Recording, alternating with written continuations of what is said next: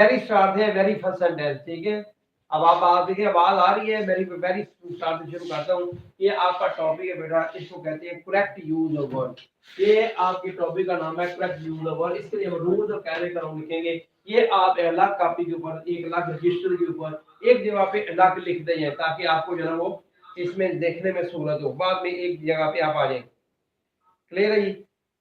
तो अब जो इसकी बात है, इसमें कहते कहूँ किस तरह आएंगे, उसके लिए वेरी फर्स्ट सेंटेंस में लिखा है ही गो टू कॉलेज डेली। अब ये ऑप्शन दी जाएंगी, ये आपके जो 9th का पेपर है उसके अंदर, बोर्ड के अंदर ऑप्शन आएंगी, 10th क्लास का पेपर है उसके अंदर ये 4 ऑप्शन आएंगे बी सी डी, और फर्स्ट ईयर का जो ग्रुप है उसके अंदर जो है वो ये ऑप्शन दी जाती हैं। लेकिन आगे जो कंपटीशन के एग्जाम है, ठीक है, वह सी एस एस का एग्जाम है, सीजे का एग्जाम है, इस तरह के जो एग्जाम आएंगे उनके अंदर जो है ऑप्शन नहीं दी जाती, सेंटेंस दिया जाएगा। इस तरह लिखा he do go to college daily, और आगे ब्रैकेट में गो लिखा होगा। Candidates are required to suggest a suitable answer. आपको सजेस्ट करना होता है suitable answer without any option.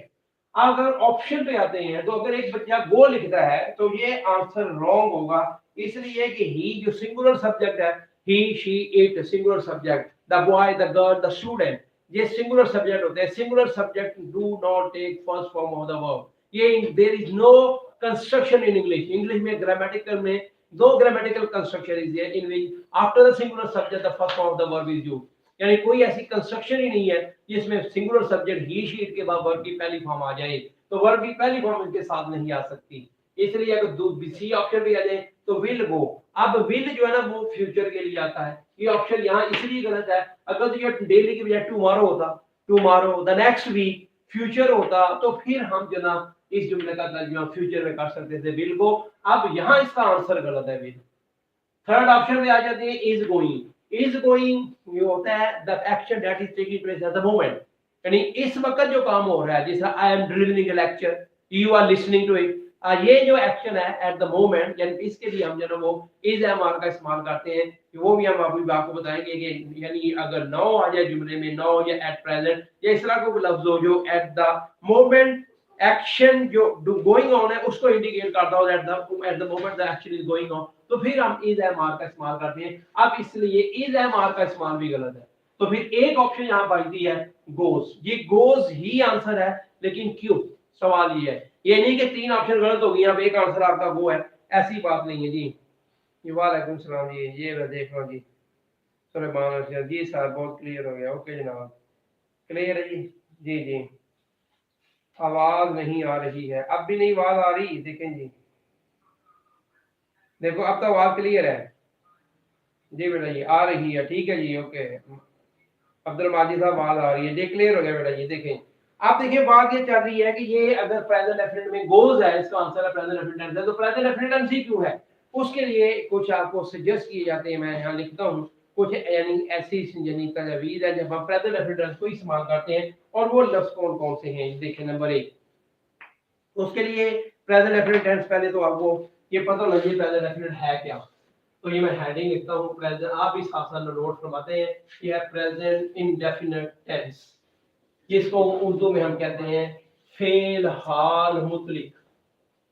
Fail हाल मुतलिक ये नाम है इसका, प्रेजेंट डेफिनिट टेंस फेल हाल मुतलिक जो है ये इसका नाम है। अब हम देखें तो इसकी जो ना वो ये कहाँ कहाँ इस्तेमाल किया जाता है। पहली बात तो ये है आफ्टर द सब्जेक्ट, इसका फार्मूला आना चाहिए।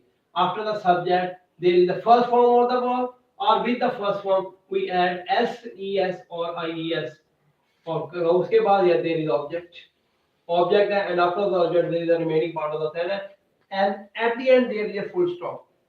After the object remaining part of the sentence होता है, और at the end there is a full stop, आखिर में फुल स्टॉप होता है। अब आप देखिए अगर आपका ये जो यानी कि आपके वर्ब की फर्स्ट फॉर्म कहाँ आती है, एक पीपी लिख दिया प्लूरल प्रोनाउन, और ये जो वर्ब की फर्स्ट फॉर्म के साथ एस एस लगाते हैं, इसके ऊपर मैंने लिखा है एस पी सिंगुलर प्रोनाउन। तो प्लूरल प्रोनाउन का एक अलग से ग्रुप है, और वो है आई, ये जो प्लूरल प्रोनाउन है ही शी इट, या कोई वाहिद नाम जो है जब आपका सब्जेक्ट होता है Ali Aslam boy girl student, ये आपका अगर सब्जेक्ट है इसको कहते हैं सिंगुलर प्रोनाउन।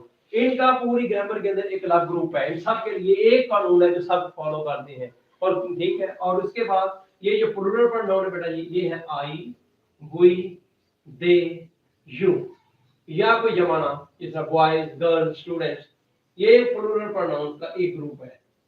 एक सिंगुलर प्रोनाउन का ग्रुप है, एक प्लूरल प्रोनाउन का ग्रुप है। जितने भी टेंसेज हैं उनके अंदर जो ना वो इन तमाम के लिए एक कानून है। मसलन अगर हम जो ना वो करें प्रेजेंट परफेक्ट की बात करें तो सिंगुलर प्रोनाउन जितने भी यानी ही, शी, इन सब के साथ हैज आता है, प्लूरल प्रोनाउन के साथ हैव आता है, सब मानते हैं। लेकिन ये जो आई है ना, आई इस ग्रुप के अंदर, आई कभी बात को मानता है, कभी नहीं मानता।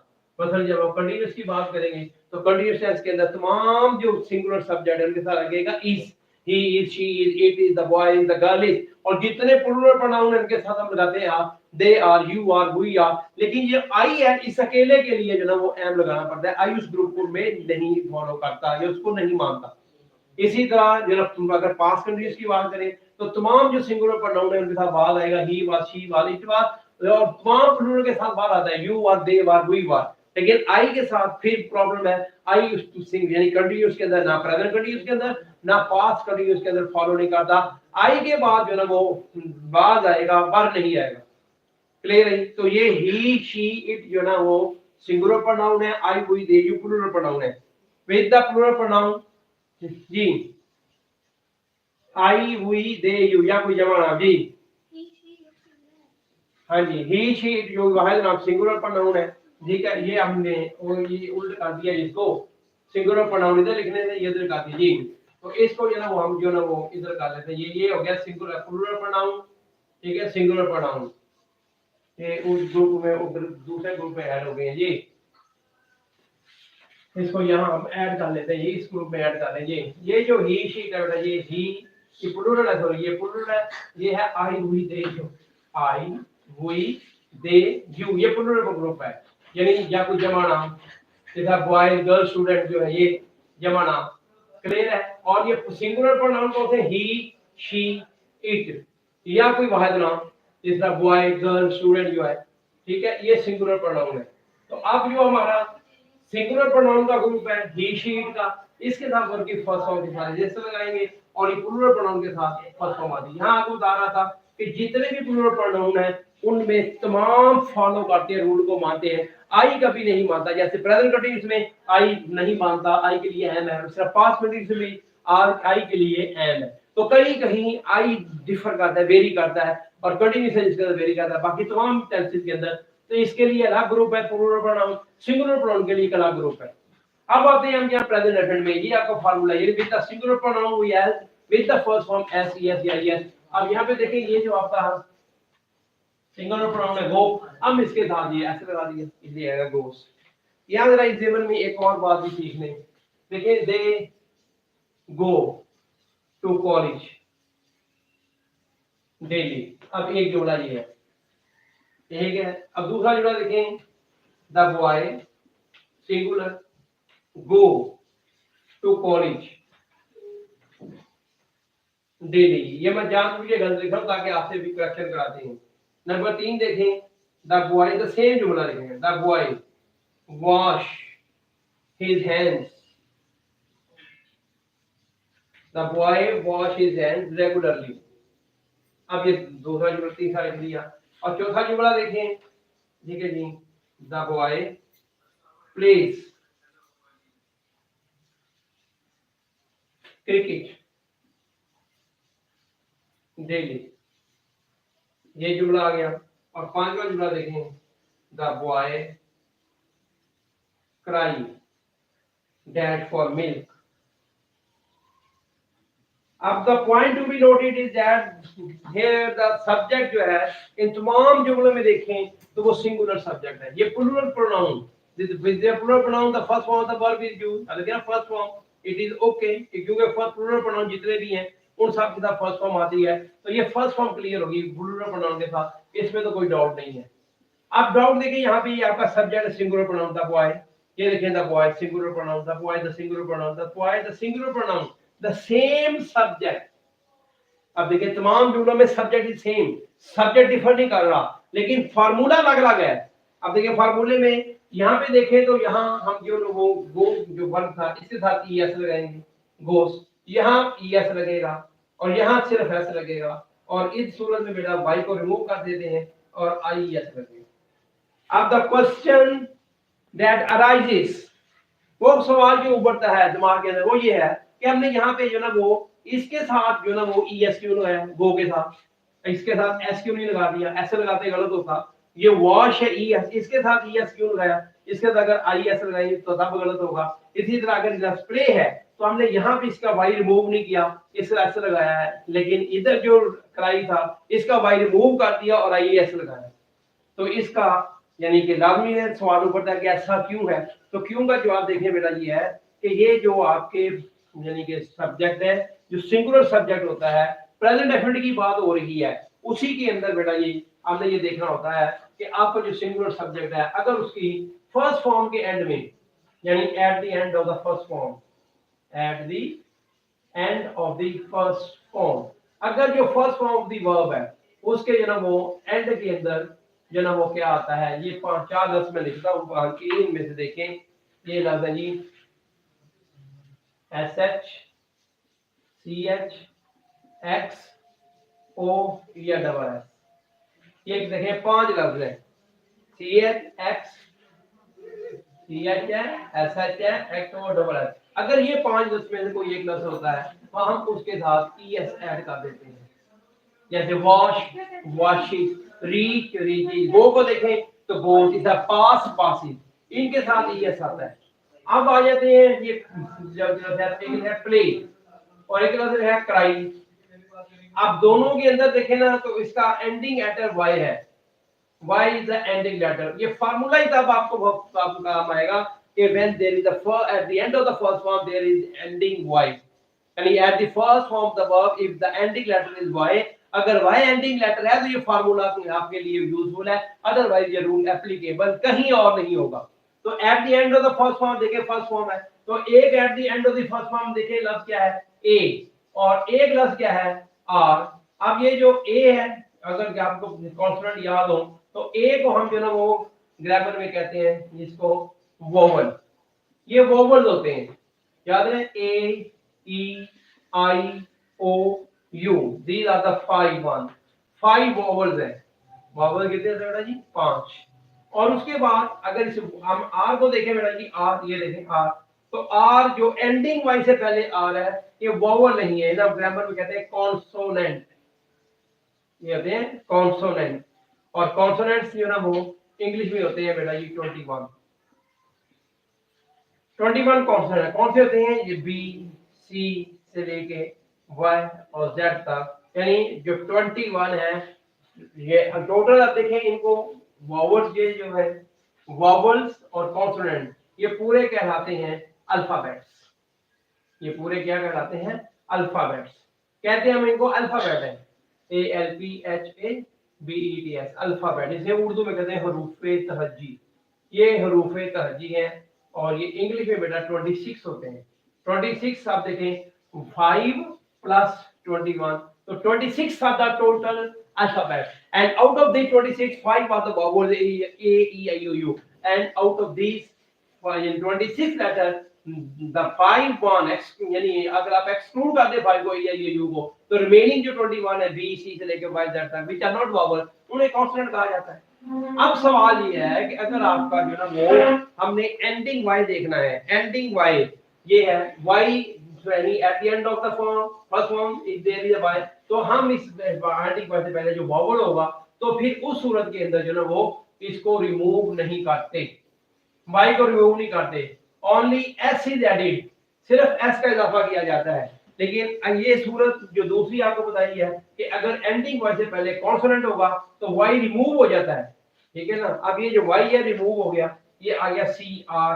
अब जो वाई रिमूव किया है उसकी जगह हम लगाना है आई, ये रिमूविंग वाई का आई है। और फिर जो आगे ई एस है, ये ई एस जो ना वो हम लगाते हैं जो सिंगुलर प्रोनाउन के साथ लगाते हैं इस तरह। अगर at the end of the first form there is a voice and before the ending voice if there is a vowel y will not be removed, and if before the ending voice there is a consonant no then a vowel letter is there, it means that y will be removed, and before yani after it we add ies. I is used for the removal of the I and is is added with the singular subject। तो इस तरह बेटा ies आप देखें, अगर मुख्तसर करूं तो ये 5 जगह ऐसी हैं, 1 2 3 4 5, जिनके साथ जो है ना अगर मैं जैसे नंबर लगा लें आप यहाँ पे इसको, ये 1, ये 2, ये 3 बेटा ये, और ये 4, क्लियर है, और ये 5, ये 5 जो है वो लेटर अगर आए तो ई एस लगाते हैं। इन 5 के अलावा अगर कोई लेटर आता है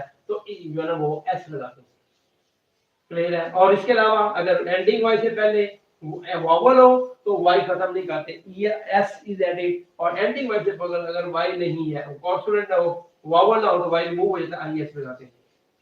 इस तरह अगर हम इस फार्मूले के तौर पर देखें तो यहाँ जो है ना वो हमने चूंकि ओ था इसलिए ई एस लगाया है, यहाँ ये एस एच है इसी वजह से यहाँ ई एस लगा है, यहाँ ब्ले है बॉय लेकिन वाई से पहले वॉवल है, ये वॉवल इस वजह से जो है वो एस लगा दिया, ये वाई से पहले सी कॉन्सोनेंट है इसलिए वाई को रिमूव कर देंगे और आई एस करेंगे। इस तरह आपका जो सिंगुलर सब्जेक्ट होगा जब भी आएगा तो it will take with the first form S E S और आई एस, और प्लूरल प्रोनाउन के साथ वर्ब की फर्स्ट फॉर्म के साथ एस फर्स्ट फॉर्म ओनली आएगी, तो एस ई एस नहीं ऐड किया जाएगा।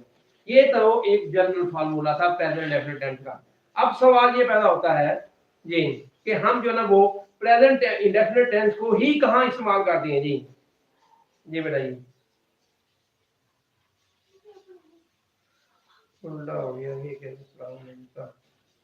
हाँ जी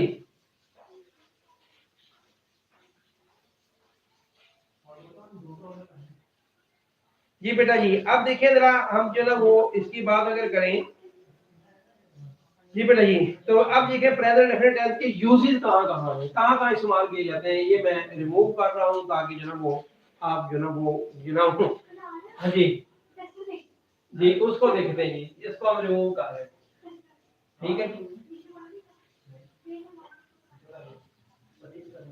हाँ जी। अब देखिए इसको रिमूव कर दिया, अब आएंगे यूजेस, प्रेजेंट डेफिनेट टेंस तो है और ये कहां-कहां इस्तेमाल होता है, इसके कुछ यूजेस है उसको जरा नोट फरमाएं। ये 3 यूजेस है। नंबर 1 ये इसका हम कहते हैं ये लॉ ऑफ नेचर,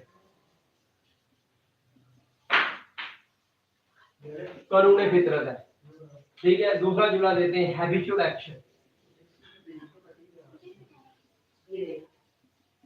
ठीक है जी। और तीसरा इसका ये बेटा ये है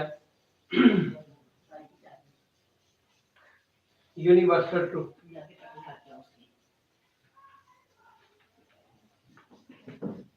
अब देखा जाए तो इनको उर्दू में कॉन्सेप्ट जो कहते हैं लॉ में जो कहते हैं कानून फितरत, यानी फितरत जो है, अब हम जो है ना वो नेचर का अल्लाह कहते हैं, बाकी जो एथीस्ट है उसको नेचर कहते हैं। हैबिचुअल एक्शन है आदतन काम करने वाले की आदत हो, हैबिट हैबिचुअल एक्शन। और यूनिवर्सल होता है कायनाती सच, जिसको कहा जाता है कायनाती सच का मतलब है everything that is true here in Pakistan that will also be true throughout the universe, कायनाती सच यूनिवर्सल। इसी को आलमगीर सच्चाई भी कहते हैं, आलमगीर, इसको आलमगीर आलमगीर सच्चाई भी इसका को कहा जाता है, यानी वो बात जो हर जगह सच हो। अब देखिए जुमला में आपके सामने लिखा law of nature, the sun rise, देखिए the sun dash in the east.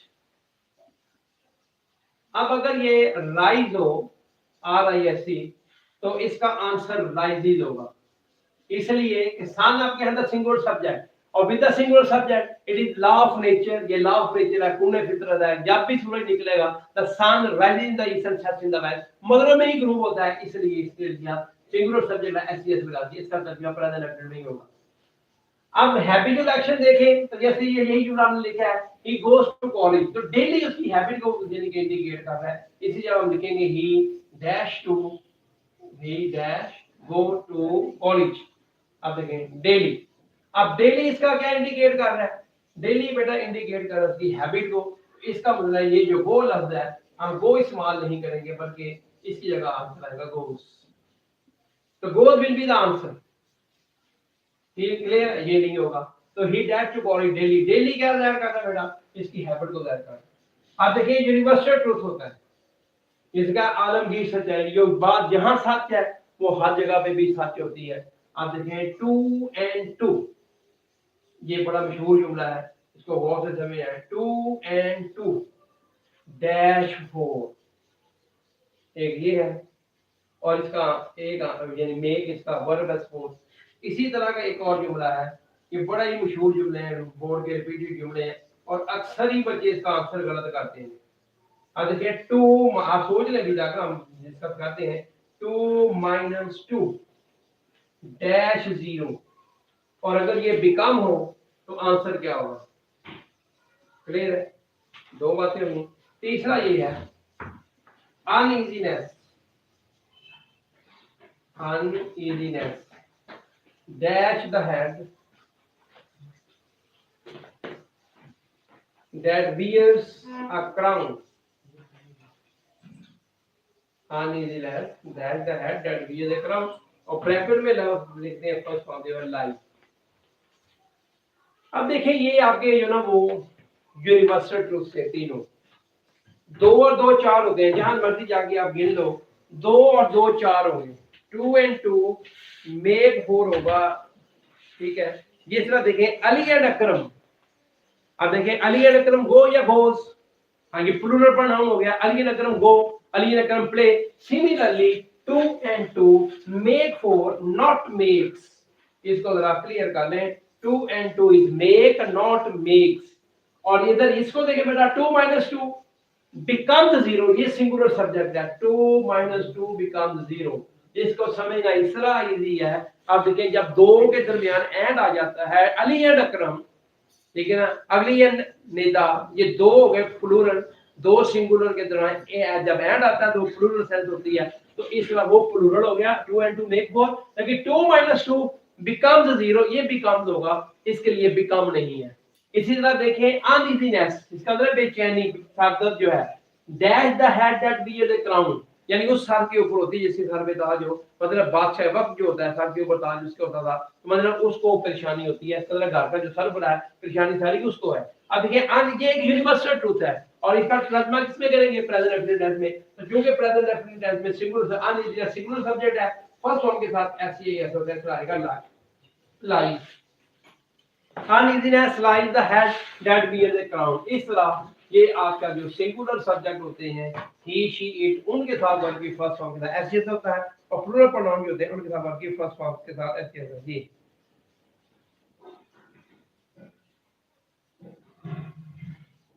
जी आगे आ जाए बेटा जी। अब जो है ना वो, अब आपको मैं कोई ऐसे लफ्ज दूंगा जी, वो जो लफ्ज इंडिकेट करेंगे कि आप प्रेजेंट डेफिनेट टेंस को कहाँ इस्तेमाल करेंगे, क्योंकि जब आपको टेंस इम्तिहान में आएगा ना, तो इम्तिहान में आते वक्त क्या है, जब आप वहां तो उर्दू नहीं लिखी होनी, वो स्कूल जाता है, वो लिखता है, वो गाता है, ता है, ती है, उर्दू के जुमलों में एंड में आता है, ओके, लेकिन इम्तिहान के अंदर इसकी उर्दू तो नहीं दी जाएगी, और जब उर्दू मिसिंग है तो इसका क्या मतलब है, आपने जो इंग्लिश का जुमला लिखा है वहां से ही आपने अंदाजा लगाना है,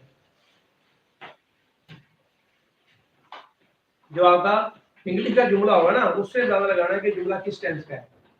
अब हम देखते हैं इसको, इसके ना वो वर्ड्स कौन थे, ठीक है जी, वर्ड कौन से बना जी, प्रेजेंट इंडेफिनिट टेंस, यानी आपका ये जो प्रेजेंट इंडेफिनिट टेंस हम कर रहे हैं ना, जब ये शुरू किया है इसकी कुछ बातें बता दें आपको।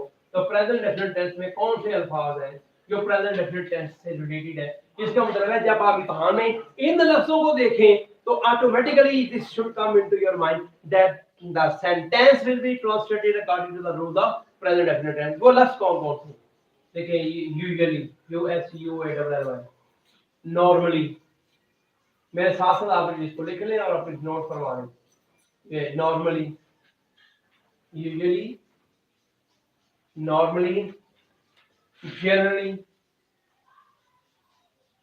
क्वाइट, ऑफन, इसको ऑफन भी पढ़ते हैं, ऑफ्टन भी पढ़ते हैं, ऑफन, ऑलवेज, नेवर, एवर,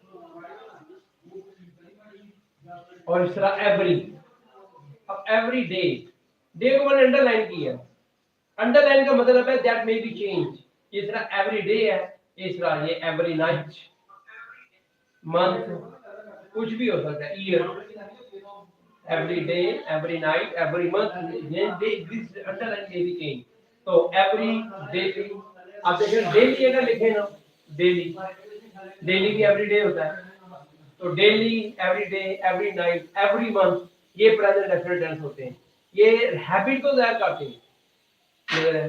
और देखने को लफ्ज हो तो usually, normally, generally, quite, often, always, never, ever, every day, every night, every month, it's daily, ये जो है ना वो सेंटेंस है, एक्सेट्रा वगैरह वगैरह। अगर और लफ्ज आएगा तो भी आप यहाँ पे इसके साथ लिख लेंगे। तो ये लफ्ज बेटा जब भी आते हैं दे इंडिकेट करते हैं द सेंटेंस शुड बी, जी जगह, इसका मतलब है, इसका मतलब है कि हम इसका तर्जुमा जो है वो, जी जी बेटा जी। तो उसके जल्दी जी बेटा क्वेश्चन करें महमूदुल्लाह साहब, जो भी क्वेश्चन आप लिखे सेंड करें, इंशाल्लाह मैं एड्रेस करता हूँ। तो इस तरह बेटा ये जो है आपका, आप इसको क्या करेंगे, इसका तर्जुमा प्रेजेंट टेंस में किया जाएगा। यहाँ तक क्लियर है। अब इसी के साथ जो है ना वो एक और जुमला मैं लिखता हूँ, तो आप उसको पहले जुमला साथ नोट फरमा लें। ये नंबर 1 था, अभी नंबर 2 पे देखिए, सेंटेंस नंबर 2 ये है जी, he dash to, he dash to college, he dash to college yesterday। अब ये जुमला लिखा है, ये भी इम्तिहान में एक रिपीटेड जुमला है, yesterday। अब देखिए ये जो yesterday है ना, इंडिकेट कर रहा है कि इसका तर्जुमे का, इसका तर्जुमा जो ना कौन से टेंस में लीजिए। और इसके लिए बेटा ये टेंस का नाम है past indefinite tense, past indefinite. अब देखिए ये कब आएगा, इसका आप देखें या फेल माजी मुतलिक था, अब वो इसका नाम हो जाएगा फेल माजी मुतलिक। प्रेजेंट डेफिनेट को फेल हाल मुतलिक कहते हैं, और ये फेल माजी मुतलिक इसका नाम है, ठीक है जी, पास्ट डेफिनेट टेंस। और ये कब आता है, अब पहले इसका फार्मूला लिखे, इसमें क्या है, आफ्टर द सब्जेक्ट, सब्जेक्ट आएगा whether it is singular pronoun, whether it is plural pronoun. अब सिंगुलर प्लूरल की यहाँ कोई कंडीशन नहीं है, singular after the subject the second form the verb is added, second form of the verb is added, और उसके बाद at the end there is a full stop. एक तो फार्मूला ये है। एक फार्मूला ये था कि यानी आप सिंगुलर सब्जेक्ट के साथ आप प्रेजेंट डेफिनेट में क्या लगाते हैं, सिंगुलर सब्जेक्ट के अंदर नेगेटिव में डू नॉट या डज नॉट, तो यहां भी जनाब वो डिड नॉट आता है। अब जो ये इसलिए लिख रहा हूं कि अक्सर बच्चे डिड नॉट को देख के फिर गलत कर देते हैं, क्योंकि डिड जो है ना वो खुद एक सेकंड फॉर्म द वर्ब है। तो इसका मतलब जब डिड आता है तो उसके बाद वर्ब की फर्स्ट फॉर्म आती है, सेकंड फॉर्म नहीं आती। वो यस्टरडे को देखते हुए या समझ लेंगे sentence should be according to the past indefinite tense, तो this must be, there must be second form of the verb, तो second form of the verb okay. But if the sentence has did not, अगर did not है negative sentence है, या did आता है शुरू में क्वेश्चन में डिड ही, तो फिर उसके बाद जो ना वो वर्ड की फर्स्ट फॉर्म आती है, उसके बाद सेकंड फॉर्म नहीं आती। क्लियर है? तो डिड के बाद सेकंड फॉर्म नहीं आएगी, ये होगा या क्वेश्चन मार्क होगा। तो इसी तरह अगर आप डिड को शुरू में ले आते हैं, सब्जेक्ट से पहले क्वेश्चन मार्क में डिड है, फिर सब्जेक्ट है, और सब्जेक्ट के बाद अगर नॉट है तो आएगा यहाँ पे, और नॉट के बाद वर्ड की फर्स्ट फॉर्म आएगी। क्लियर? और फिर ऑब्जेक्ट होगा, और ऑब्जेक्ट के बाद remaining part of the sentence होता है, और एट द एंड दे दीजिए क्वेश्चन मार्क। अब सादा जुमले के अंदर फुल स्टॉप है, वहां second form the verb will be used. और अगर नेगेटिव जुमला है आपका तो फिर did not will be used, और after did there will be the first form of the verb. और if the sentence is interrogative one, सवालिया जुमला होगा, तो फिर did will be used before the subject और not after the subject, and then there will be the first form of the verb. यानी ये जुमला भी आता आता बच्चे अक्सर गलत कर जाते हैं कि डिड नॉट के बाद सेकंड फॉर्म लगा देते हैं, did not grow, did not play, तो ये गलत है। Did not play, did not break होगा, क्योंकि डिड के बाद हमेशा first form of the verb इस्तेमाल की जाती है। तो अब ये लफ्ज लिखता हूं, तो 3-4 लफ्ज है, ये जब भी आएंगे तो जुमले का तर्जुमा जो ना वो पास्ट इंडेफिनिट टेंस में किया जाएगा। देखिए वो लफ्ज कौन कौन से हैं, ये है जो वो लफ्ज कौन से हैं, यस्टरडे। अब देखिए यस्टरडे, डे को मैंने अंडरलाइन किया है, अभी आपको तय है कि डेट कैन बी चेंज्ड। इसका यस्टरडे होता है बेटा, इसका यस्टर मंथ भी होता है, ठीक है ना, यस्टर मंथ भी आ सकता है। इसी तरह यस्टर यस्टर ईयर भी हो सकता है, यस्टर ईयर। तो ये जो ना वो लफ्ज भी है, यानी वो जो आपका लफ्ज अंडरलाइन डेट में भी चेंज, तो यस्टरडे हो, यस्टर मंथ हो, यस्टर ईयर हो, एक ना लास्ट, अगो, ठीक है। ये जो या कोई काम ठीक है नहीं, माजी में हुआ, यानी आपका सेंटेंस इंडिकेट कर रहा है कि कोई काम माजी में हुआ था, यानी some action took place in the past, हुआ था।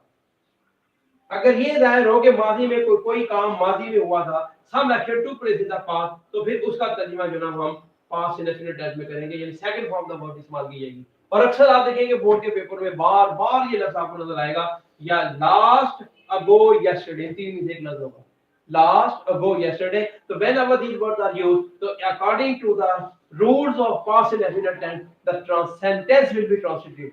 Always का तर्जुमा में या किस में करेंगे, past indefinite tense, यानी second form of the verb will be used. Second form of the verb और sentence negative होगा तो did not, and after did there will be the first form of the verb. Same is the case with did before the subject, question mark से हमारे sentence के अंदर after did there will be the first form of the verb. तो ये भी हम उसको इस्तेमाल करेंगे पास्ट इंडेफिनिट टेंस में जब सेकंड फॉर्म इस्तेमाल की जाएगी। क्लियर है जी? अब आ जाते हैं, जरा नेक्स्ट चलते हैं एक और जुमले की। हाँ जी, एक और जुमले की तरफ आते हैं, और ये जुमला जो है ना वो अब आ जाते हैं, देखें जी इसके आगे आपने मजीद साथ साथ नोट फरमाते हैं। अब आएंगे जी फ्यूचर इंडेफिनिट टेंस, वो कहाँ इस्तेमाल होता है जी, फ्यूचर इंडेफिनिट टेंस। ज़हन बना ले अपना, अपना सोच ले कि फ्यूचर इंडेफिनिट इस्तेमाल करने लगे कहाँ इस्तेमाल होगा जी। तो पहले मैं लिए इसका लिखता हूँ ये फार्मूला, ये फ्यूचर इंडेफिनिट टेंस में, फ्यूचर इंडेफिनिट टेंस ये कहाँ इस्तेमाल करते हैं, इसको उर्दू कहते हैं फेल। अब वो हाल था, मादी था, अब आ गया मुस्तकबिल, फेल मुस्तकबिल मुतलिक, ये इसका नाम है। ठीक है जी। अब आप देखें तो इसका फार्मूला क्या है कि सबसे पहले हम सब्जेक्ट लगाते हैं, सब्जेक्ट के बाद हेल्पिंग वर्ब इस्तेमाल किया जाता है, और फ्यूचर के चारों में हेल्पिंग होता है, future indefinite, continuous, perfect, continuous, चारों डेफिनिट विल या शैल, चारों में आता है किसी न किसी तरह। उसके बाद आती है वर्ब की फर्स्ट फॉर्म, और after the first form of the verb there is the object, and after the object there is the remaining part of the sentence, और at the end there is a full stop, आखिर में एक full stop होता है। अब देखिए ये जो आपके प्रोनाउन है उनमें आई और हुई आप शैल के ऊपर लिख लेते हैं, आई हुई के साथ शैल आता है, बाकी सब विल आता है। लेकिन आपकी जो मॉडर्न इंग्लिश है आजकल उसके अंदर चाहे आई हुई के साथ शैल लगाओ या विल लगाओ, दोनों ही ठीक है, यानी ही शी इट आई हुई जो सा मर्जी प्रोनाउन हो उसके साथ फ्यूचर में विल भी ठीक है शैल भी ठीक है, ये ऑप्शन भी क्लियर है। अभी अब बात आ जाती है, देखें सब्जेक्ट के बाद विल आ गया, शैल आ गया, शैल के बाद वर्ब की फर्स्ट फॉर्म आ गई। अब सवाल है कि कब यानी फ्यूचर में इस्तेमाल किया जाएगा, तो उसके लिए ये लफ्ज लिखता हूं, अगर ये लफ्ज आ जाए टुमारो, क्या लफ्ज है जी, टुमारो, TOMORROW, टुमारो हो जाए, या द नेक्स्ट वीक हो गया, नेक्स्ट, और ये देखें ये that can be change, year है, मंथ है, नेक्स्ट ईयर है, मंथ है, कुछ भी हो सकता है, टुमारो है, नेक्स्ट वीक है, ठीक है। और ये जो ना वो आने वाला है, द फॉलोइंग भी यही होता है, the following coming, the following year, आप देखिए ना ये year that can be change, the following year, the following month, ये फ्यूचर को जाहिर करते हैं। तो यहाँ और जरा देखें बात क्लियर होने लगी है, ये यानी देखें एक इन होता है और एक विद इन होता है, ये दो प्रेपोजिशन भी फ्यूचर को जाहिर करती हैं, एक्सेट्रा वगैरह वगैरह जब ये आते हैं, या ठीक है जुमला ये जाहिर करे कि some action will take place in future, कि आंदा वाले में कोई काम होगा, तो हम उसका तर्जुमा जो ना फ्यूचर डेफिनेट में करते हैं। अब देखिए मैं आपके सामने दो जुमले लिखता हूँ, लेकिन वो 2 दिन बाद, वो 2 दिन बाद आया, एक जुमला ये है, क्लियर, एक नंबर। 2 नंबर देखें तो वो 2 दिन बाद आएगा, ये बड़ा कॉम्प्लिकेटेड सा पॉइंट है, डेलिकेट सा पॉइंट है, अक्सर बच्चे गलत करते हैं, और ये आपको जो सेकंड ईयर में करेक्शन दी जाती है उसमें से अक्सर जुमला ये होता है, या आपको सीजे के इम्तिहान में, कंपटीशन के इम्तिहान में एक जुमला था करेक्शन, करेक्शन करें, गलत जुमलों को ठीक करना होता है, उसके अंदर भी ये जुमला रिपीटेड जुमला है, इस तरह गौर से देखें, वो 2 दिन बाद आया, वो 2 दिन बाद आएगा।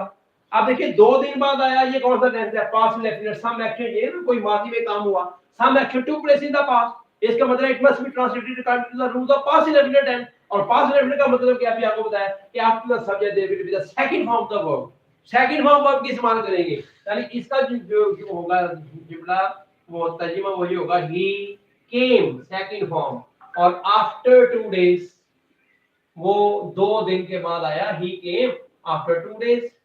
अब देखा जाए तो ये जुमला ही पूछा ये जुमला ठीक है ये गलत है, ओके जी और ठीक होगा ये करेक्ट होगा।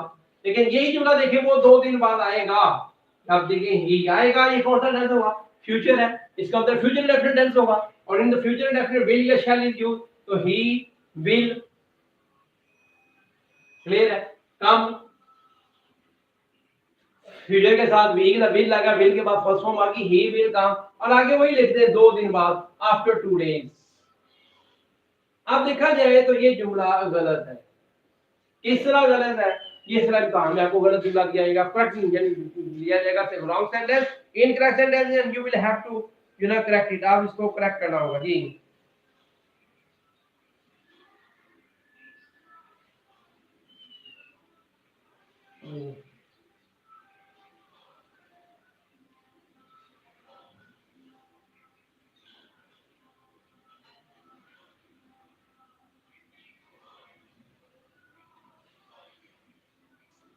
ठीक है जी, ये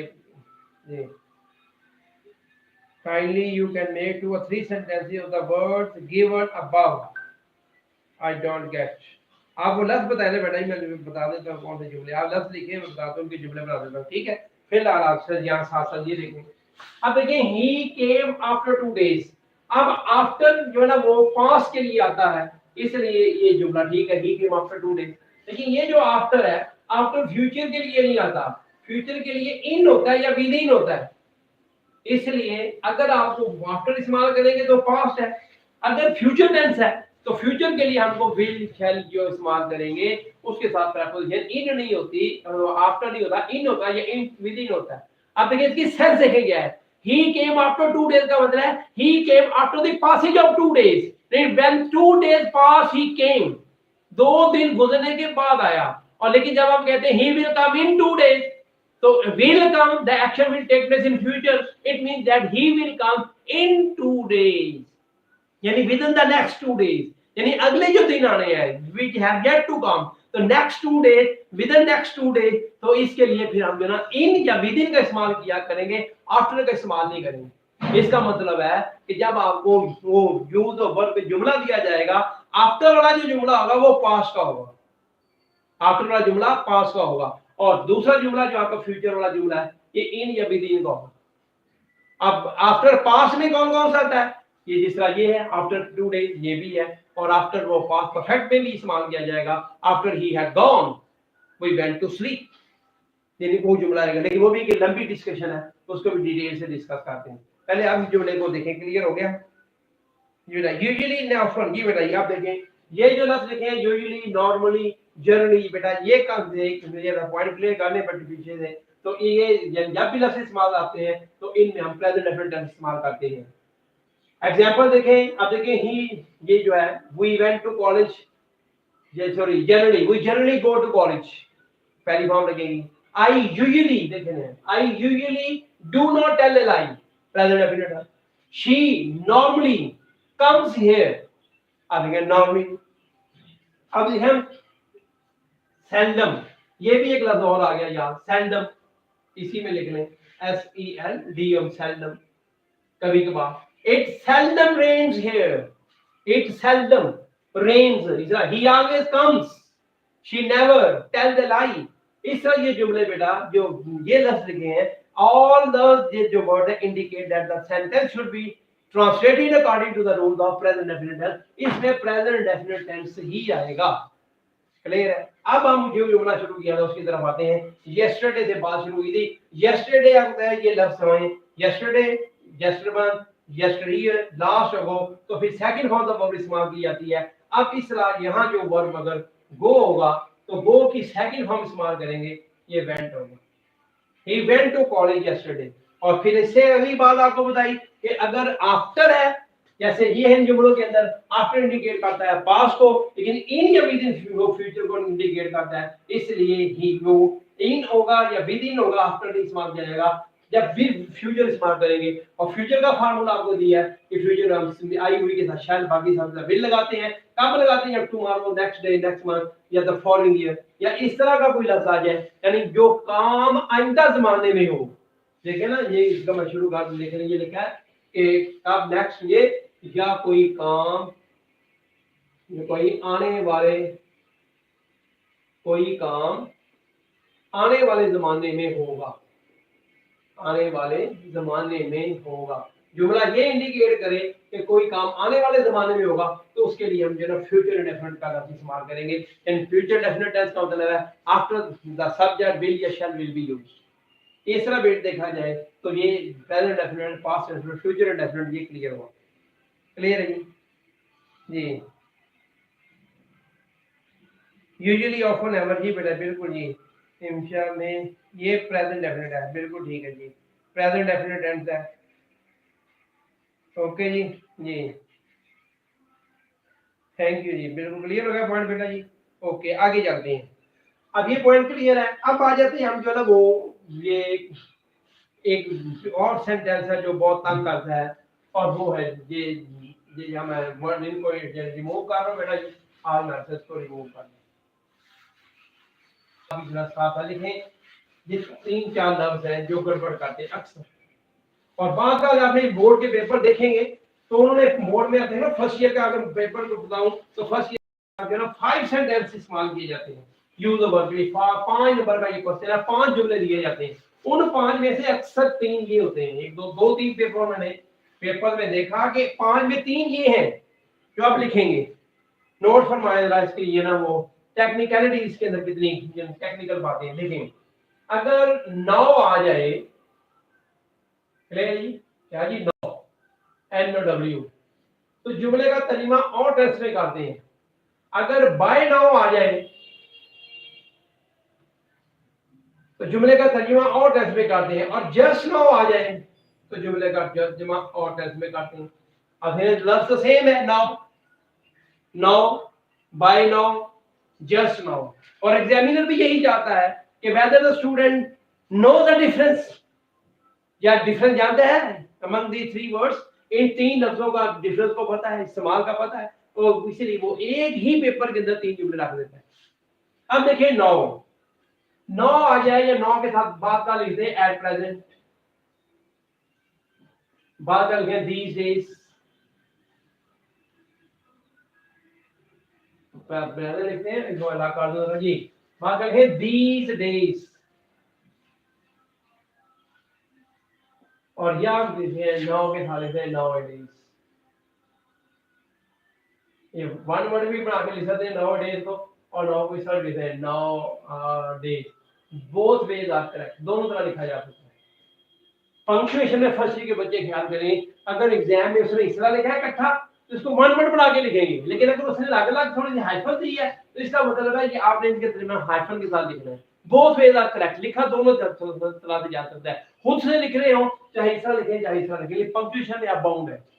अब आगे बेटा जी, now, at present, these days, इसका मतलब है इस वक्त, एट द मोमेंट, यानी ऐसे के ना, now now I am delivering a lecture, now you are listening to it. अब ये जो एट द मोमेंट होता है ना, उस वक्त जो काम हो रहा है उसके लिए ये जुमला इस्तेमाल नाउ, तो फिर इसका तर्जुमा हम करेंगे, इस टेंस का नाम है, इसको हम कहते हैं ये प्रेजेंट कंटीन्यूअस टेंस। ये टेंस का तर्जुमा करेंगे प्रेजेंट कंटीन्यूअस टेंस के अंदर, क्योंकि कंटिन्यू होता है जारी मुसलसल, तो प्रेजेंट कंटीन्यूअस टेंस को जो तर्जुमा होगा फेल, उर्दू में फेल हाल जारी, प्रेजेंट कंटीन्यूअस टेंस। और क्या लगाते हैं बेटा, इसका फार्मूला क्या है कि after the subject there will be the helping verb, और आपको पता है हेल्पिंग कौन सा होगा, इसमें हेल्पिंग वर्ब इज, एम या आर, और उसके बाद हम लगाते हैं प्रेजेंट पार्टिसिपल, यानी वर्ब की फर्स्ट फॉर्म प्लस आईएनजी, और उसके बाद ऑब्जेक्ट होता है, और ऑब्जेक्ट के बाद remaining part of the sentence, और at the end there is a full stop. Present participle इस्तेमाल किया जाता है, वर्ब की फर्स्ट फॉर्म प्लस आईएनजी। अब इसे हमारे भी देखें तो आपके जो भी आपने हैं 2 ग्रुप होते हैं, singular pronoun, plural pronoun. Singular pronoun he, she, it, और उनके साथ वर्ब की फर्स्ट फॉर्म के साथ एस लगाने से पहले इज लगेगा, और जो प्लूरल प्रोनाउन है आई हुई दे यू, उनके साथ क्या लगेगा, आर आएगा। और अब देखें, अभी आपको बता रहा था मैं कि जो तमाम है प्लूरल प्रोनाउन है आई हुई दे यू, उन सब के लिए एक ग्रुप है, उन सब के लिए क्या है, एक ग्रुप है जी। और वो कौन सा ग्रुप है, प्लूरल प्रोनाउन का, सब उसको मानते हैं, लेकिन एक जो ना वो नहीं मानता, और वो है आई। तो आई अकेले के लिए यहाँ जो ना वो एम है, ना प्रेजेंट कंडीशन में बात आई मानता है, ना पास्ट कंडीशन में मानता है, आई के लिए एम है, बाकी सब के लिए इज है, सिंगुलर के लिए इज है, प्लूरल के लिए आर है, और आई अकेले के लिए एम है। इसका मतलब है अगर आपको नाउ, एट प्रेजेंट या दीस डे में से कोई जुमला नजर आता है तो जो आप प्रेजेंट डेफिनेट में करेंगे, इस प्रेजेंट कंडीशन में किया जाएगा। एग्जांपल देखें जी, he dash cricket, he dash cricket now. अब ब्रैकेट में लफ्ज दो प्लेइंग।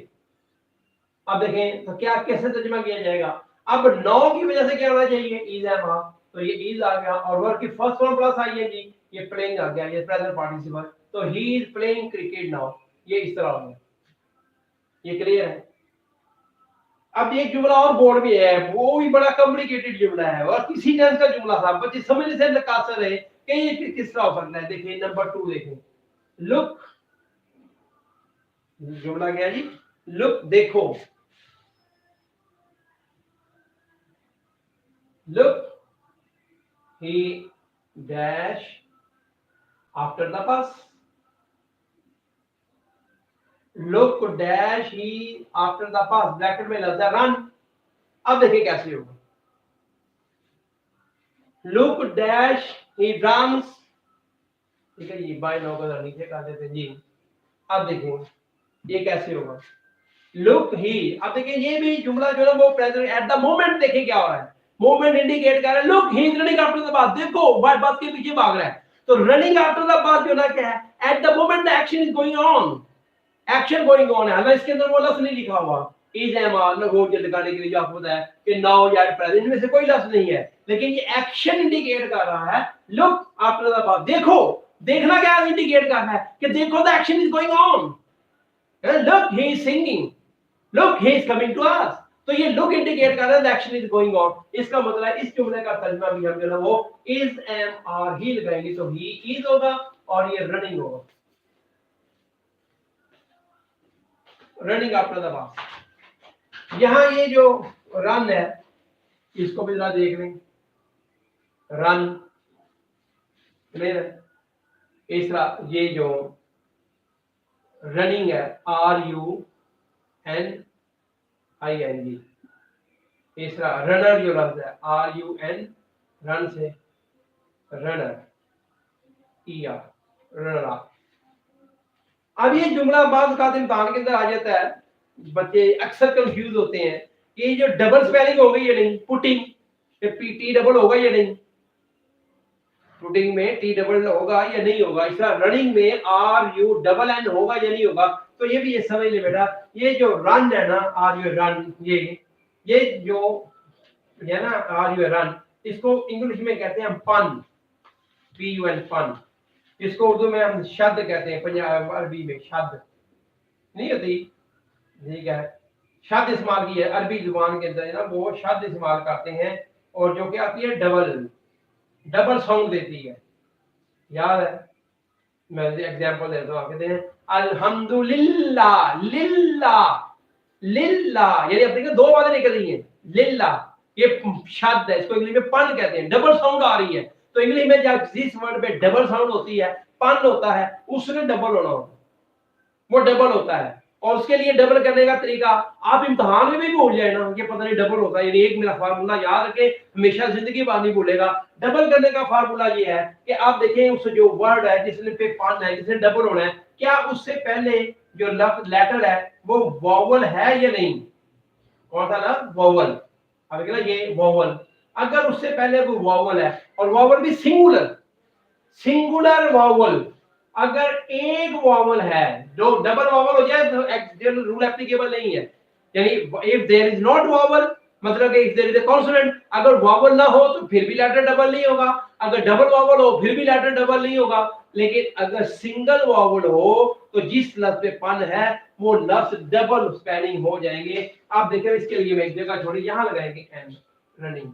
इसी तरह ये रनर में देखें तो इसका बेटा ये यहाँ और यहाँ नोट फरमाए कि डबल एन इसलिए हो रहा है कि पन है और बिफोर जिस तरह से पन लेटर जिस लेटर पे पन है वो है एन और बिफोर ना एन देखें तो there is a vowel single vowel अगर हो तो लेटर कैपिटल वो डबल हो जाएगा। अगर जो ना डबल वावल है या वावल नहीं है तो लेटर जो ना वो डबल नहीं होगा। ये एक जनरल सा फार्मूला है। आप जितने भी लफ्ज इंग्लिश में पढ़ेंगे आप देखेंगे जब उनके डबल स्पेलिंग होंगे जैसे putting P U double T I N G, hitting H I T hit, लेकिन जब उसके साथ आप जो ना वो देखना जो जहां लफ्ज देता हूं पुट पी यू टी इस तरह हिट, आप देखेंगे जब पुटिंग को आप डबल एन करेंगे तो आप क्योंकि इसके साथ जो ना देखें क्या है पी यू टी, ठीक है आई एन जी, इस तरह हिट एच आई टी और फिर आई एन जी। अब वावल आपने देखना है इससे पहले इस पे ये पन है तो इससे पहले अगर जब देखें वावल है या नहीं, अगर वावल है सिंगल वावल है तो ये डबल हो जाएगा।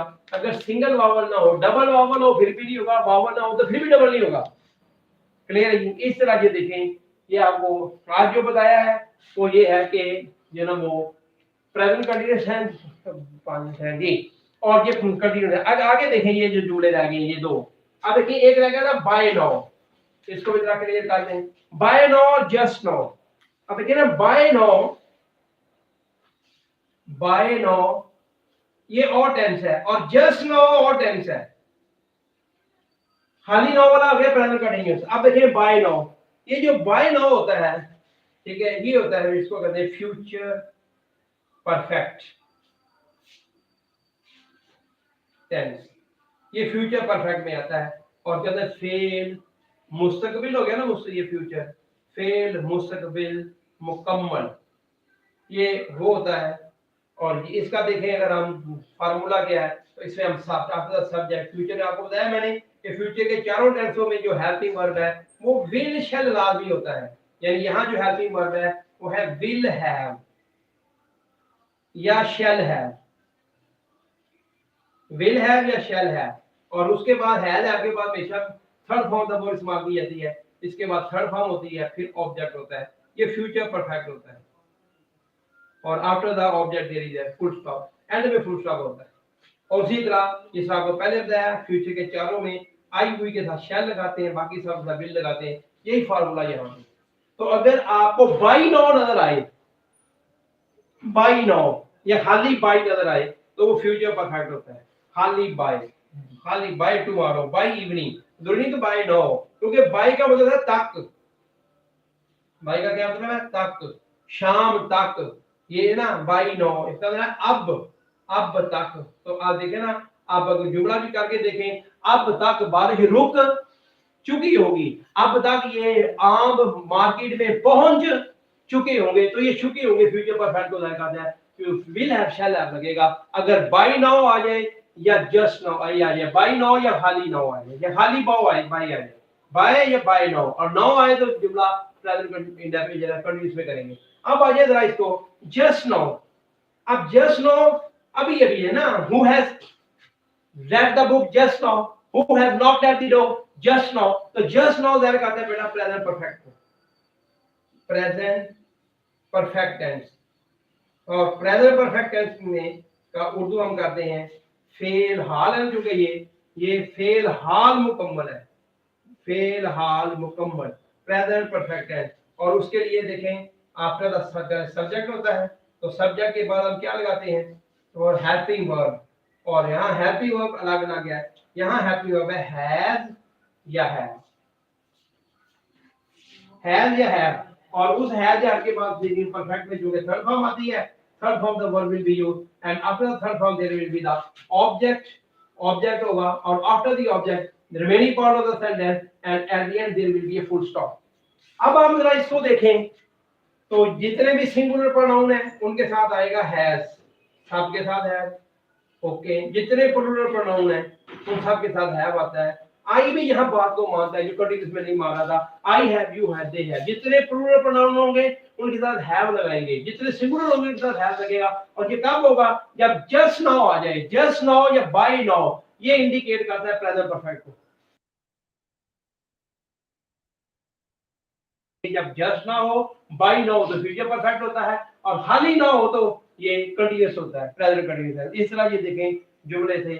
आज ये तकरीबन मुकम्मल हो गए हैं, आज का तकरीबन लेक्चर मुकम्मल हो गया, time is going to be over, आपने भी बहुत काम करने होंगे। तो इस तरह जो है वो मैं देखता हूँ, अगर आपका कोई क्वेश्चन है तो क्वेश्चन कर लें, क्वेश्चन करो, अगर मैं देख लूँ आपके कमेंट्स चेक कर लो, अगर किसी की मसला है तो हल करें।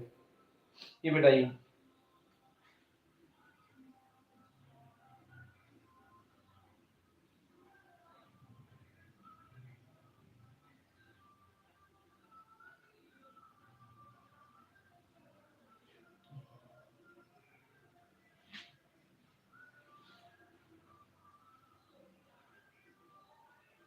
ये बेटा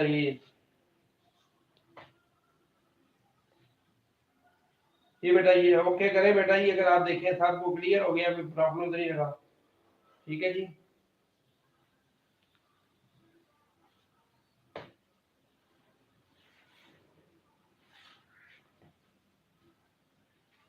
ये 5 नंबर का सवाल आता है जी पास पेपर में, first year second 9 10 first year second year में 5 नंबर का सवाल आता है बेटा ये बेटा जी। मोहम्मद ईशान, हेलो सर जी, बहुत शुक्रिया जनाब, बड़ी मेहरबानी।